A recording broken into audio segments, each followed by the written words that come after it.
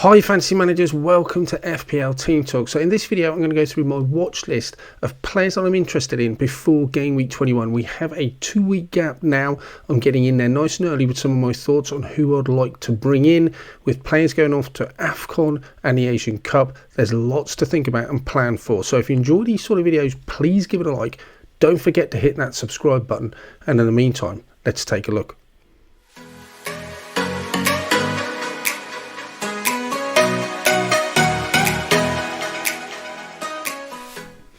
So before I go into the players that I'm going to look at on my watch list for game week 21, I just want to have a quick look at how I got on with game week 20. I'm not going to go into any great depth, but it just gives you an idea about the players that I'm looking for. And I'm pretty happy with the way the side is set up. I like in particular my midfield. So even though Salah's come out, because he's gone to AFCON, I've got Bowen, Saka, Richarlison, Palmer, which I think are probably 4 players that I would want anyway. Up front, it looks pretty decent. Watkins, Solanke and Nkunku. And the defence doesn't look too bad as well. Cash is obviously an issue, but the rest I'm pretty happy with. And I've got 2 playing goalkeepers. So the way I'm actually set up for game week 21 looks decent. I could actually just bench Salah if I really want to. I've got enough cover for there. I don't think, even though it's a red fixture, Porro, Richarlison away at Man U is that bad of a fixture. But I am going to wait and see what's going to happen in the FA Cup for any sort of injury updates, what will happen with that. The only one I could do, I do think, is I could either look to move Salah out my side, cash in on him and then bolster that midfield, and then probably Taylor would come out. I don't think it's a bad fixture at home to Luton, but I do feel like Luton are finding a way of scoring in all of their matches. So I'm not convinced they'll keep a clean sheet in that. Porro away at Man United. I don't think Man United have been exactly free scoring, but could I see Manchester United scoring against that high line against Tottenham? Yeah, I think I probably could. So Cash could be the one that would bring Taylor out, or Salah would also mean that whoever comes in would move Taylor out. I could lose Porro as well, don't mind about that.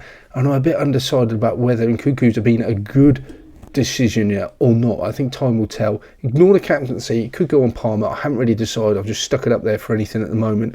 So I'm looking at Taylor, well, Cash replacements and Salah replacements. Now the one obvious choice I think I have to talk about, and I looked at him last week, was Garnacho. The real benefit for me in bringing Garnacho in is his price. If I brought him in, he actually allows me at a later date to keep Trent and keep Salah and Haaland, or get those 2 back in when they come from AFCON. At 4.8, I would be able to do that. He is not my first choice, I think, midfielder, and I'll go through that one in a minute. But at 4.8, he's very difficult to ignore. 10 games in a row he's now played, and I just think for 4.8, his underlying stats look decent. The fixtures don't look too bad at all. As much as I don't think Man United are in a good place right now, he is quite a bit of a talisman for them at the moment. I do like him going forward. 4.8 is just a really good price for a playing midfielder in Man United. Whether you think they're doing well or not right now, they're still not a bad side, and they are scoring 1 or 2 goals. So I don't mind him. 2 out of the next 3 are at home. Wolves away won't be easy, neither will Villa away, but 4.8 could also bench him. But it's whether I will sort of want to sacrifice the short-term benefit of going for another midfielder to later on get Salah in and keep Trent and have Haaland. That's my choice that I'm sort of torn with. And moving on to the player that I probably would want to bring him in, and that is Phil Foden. I think at 7.8, he does cause me an issue in terms of whether I can keep Trent. I just don't think I'll be able to afford to do that. But he looks really good. I think his underlying stats look a little bit better than Garnacho. I think the fixtures look great. The fact that he could possibly double in 24, 25, 26 is a real benefit as well. We're all going to want 3 City players, and Haaland would be one of them. If I've got Foden, then I'm not scrambling around trying to find maybe a Walker or Ederson at that point. I don't feel there's a real rush to bring him in this week because he's away at Newcastle. But Burnley at home, yeah, I would love to have him in there.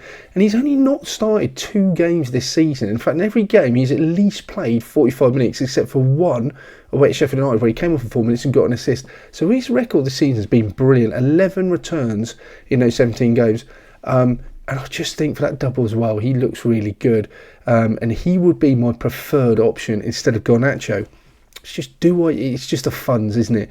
If I bring Garnacho in, I then haven't got to rejig everyone to keep Trent. But by that time, who knows? And maybe I don't even want to keep Trent by that point. Maybe he's blanked enough times that I'll just want to move the funds off of him because he's very expensive.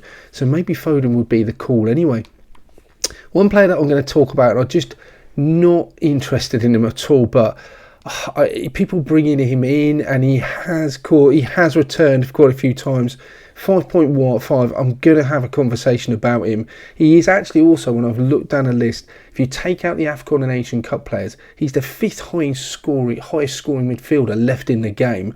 So yeah, I guess he is worth talking about at 5.5. The fact that he's just a deep lying midfielder puts me off, but he has picked up returns on set pieces.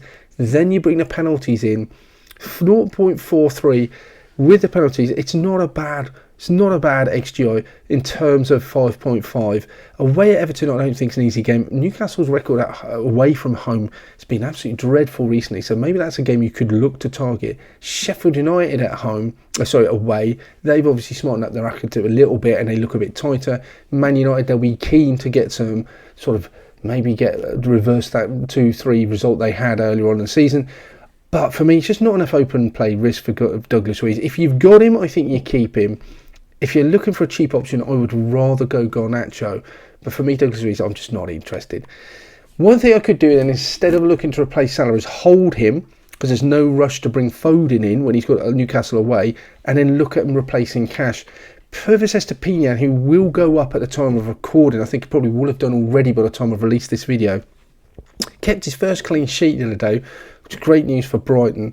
7 games, he's got 2 goals, 3 assists. His goal threat went down after that game a little bit, but the fixtures look brilliant for Brighton up until about game week 29. And at 4.9, still a decent price. And if you played FPL last season, you'll know what an asset Estepinian can be. Not a lot of competition with Lamptey out as well playing in that left back. They really missed him. So with him coming back in, they definitely look a stronger defence.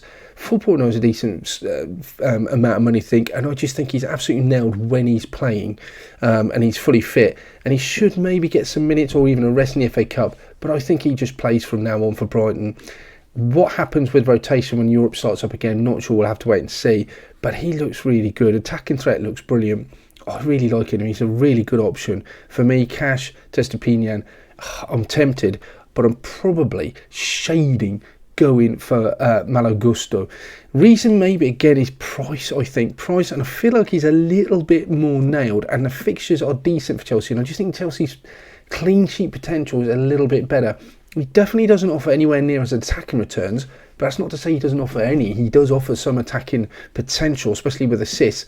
Luton, obviously they played Luton away. We've got Fulham at home. Liverpool will be a difficult fixture. Then Wolves. The fixtures look decent after that.